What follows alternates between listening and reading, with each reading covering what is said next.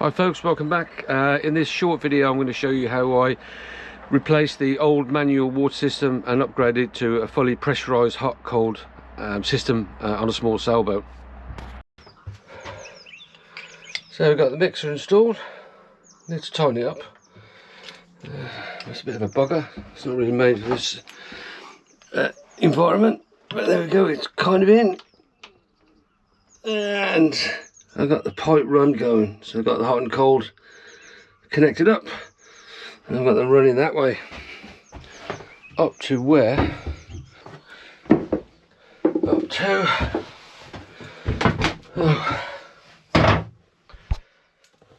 so I've got the pipe work through to the pump, so it's all looking good, making the first connections. So there's the hot off to the tap of the sink, cold.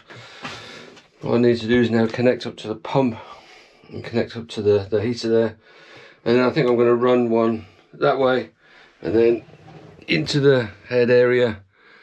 But the first thing to do is get this little lot finished and get some water in the system and do a leak test. The first time I've used this 12mm stuff, it's quite cool, very flexible. I thought about 15mm because I'm quite familiar with installing 15mm, but I think it'd be overkill on a little boat like this. And this is much more flexible. So the same setup, John Guest push fit 12mm. There we go. So they're kind of clipping once you press them into the right distance, and once the line's pressurized, they seal up. One thing I would suggest if you are going to do a job like this is use the inserts. There you go, I'll put one in there ready to go. It just stops the pipe work collapsing. I'm not sure whether it's relevant on 12mm pipe. For sure it is on 15mm. It absolutely is a requirement, but I just thought I'd put them in just in case anyway. No harm. It's not going to be super high pressure. I've got 30 psi on the line, I think, max. But yeah, for the sake of a couple of quid, it's just worth popping them in.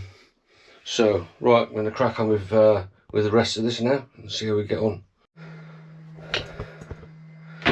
Cool. So I've got the pipe work in, all connected up.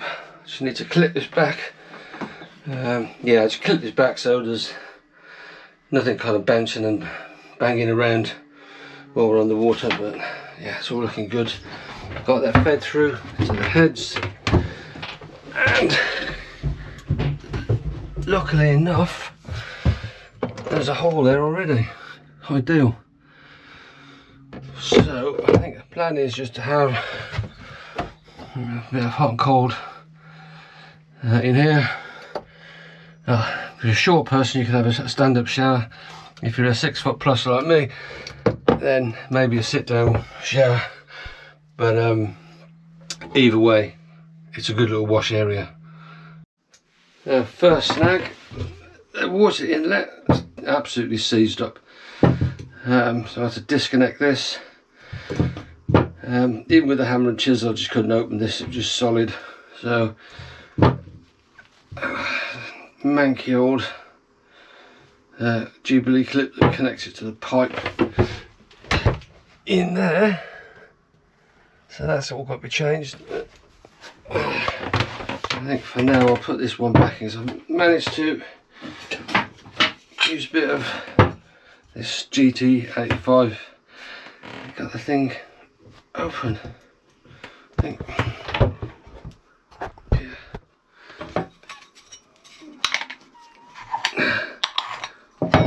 Happy days. A bit of a bad state. I'll give that a clean up, reuse that, fit that back in and seal it, and then crack on and get some more water in. Bugger. So pump's on. Not too bad, not too noisy.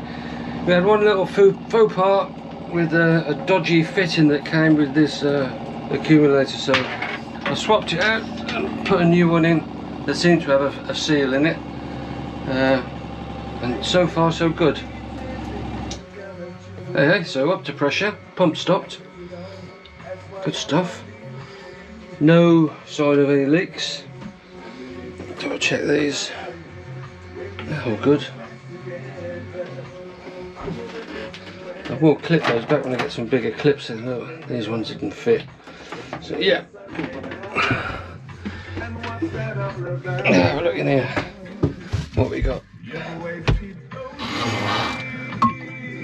Let's give that a test. Good deal. Nice. What else? Oh, happy with that. It's all good. Let's have a look at the sink. Cold. Oh, lovely. Hey. Get that tank filled up. Get some more water in, then we'll be good to go.